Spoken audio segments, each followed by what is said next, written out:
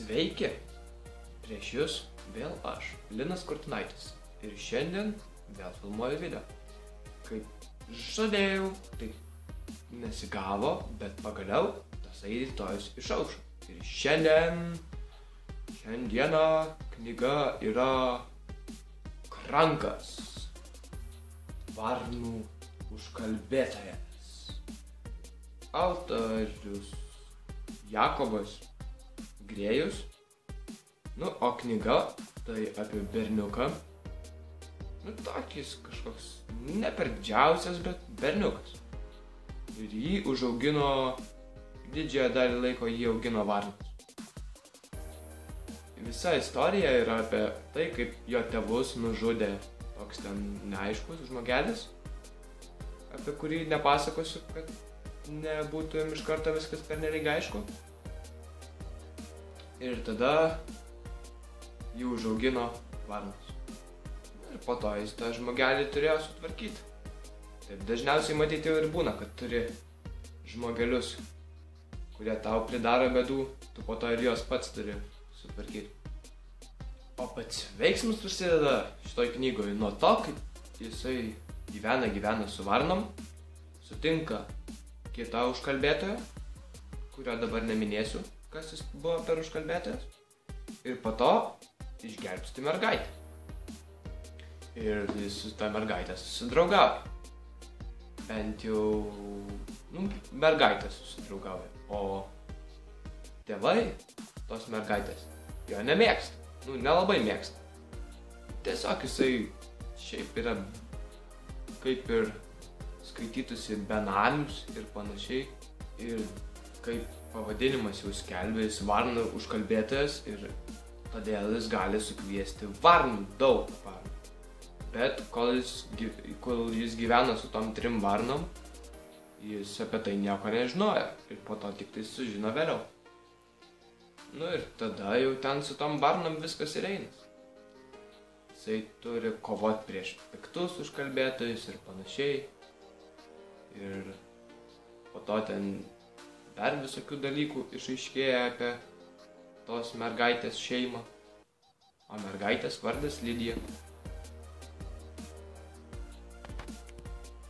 O miesto pavadinimas, kur jisai yra Juodamūris. Ir tas miestas garsėja nuo seno tuo, kad yra daug jame užkalbėtų. Iš pradžių tame mieste visi gyveno taikiai ir paprasti žmonės ir užkalbėtojai. Netgi prasidėjo, man atrodo, šitas visas miestas nuo to, kad toj vietoje apsigyveno varnų užkalbėtojas. Pats pirmasis, pats galingiausias ir taip toliau. Ir tame mieste, kad buvo ir tokių laikų, kai tos užkalbėtojus labai medžiojo. Pavyzdžiui, juos raganiais visokiais vadino ir degino ant laužų ir panašiai. Dar tie užkalbėtojai gelbėdavo tą miestą nuo piktų geri. Ir jam irgi tenka susitikti su visais užkalbėtojais, kurie yra. Bet didžiąją dalį užkalbėtojų, didžioji dalis mirė prieš ten kažkiek laiko, kai buvo mezgėjas. Blogiausias ir stipriausias iš blogųjų užkalbėtojų. Jisai toks žiaurokas žmogelis ir mezgėjas, gal turit idėjų? Kas jis toks? Ką jis užkalbinėja? Jeigu turit, tai galbūt pataikit. Ir aš vis tiek pasakysiu, jis užkalbinėjo vorus.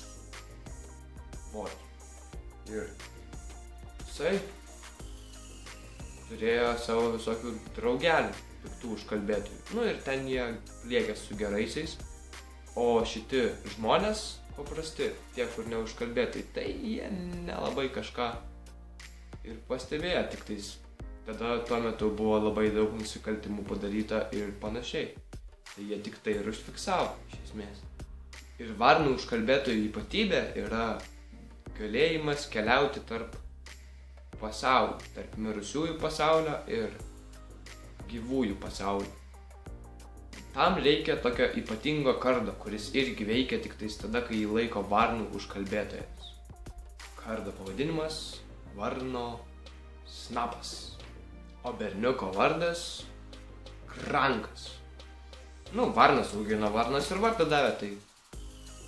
O jo šito ankstesnį vardą tai žinojo ne per daugiausiai žmonių.